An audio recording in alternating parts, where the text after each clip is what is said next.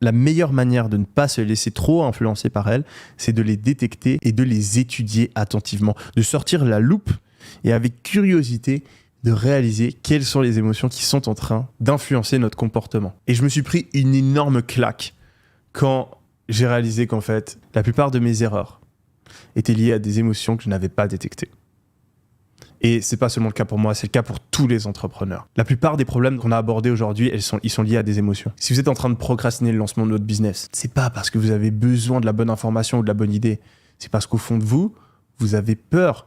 Vous avez la peur de l'échec. Vous avez peut-être un manque de confiance en vous qui fait que vous êtes sûr que ça va pas fonctionner.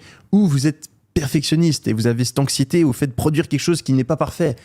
Fondamentalement, votre procrastination, elle est liée à une émotion. Et si vous n'identifiez pas cette émotion, ce sera impossible de la vaincre, cette procrastination. Vous pouvez regarder autant de vidéos que vous voulez, il y aura toujours une voix dans votre tête qui fera en sorte que vous ne passez pas à l'action. Un autre problème qu'ont beaucoup d'entrepreneurs, c'est qu'ils vont se lancer, mais au bout de quelques semaines, ils vont arrêter, ils vont lancer un autre projet.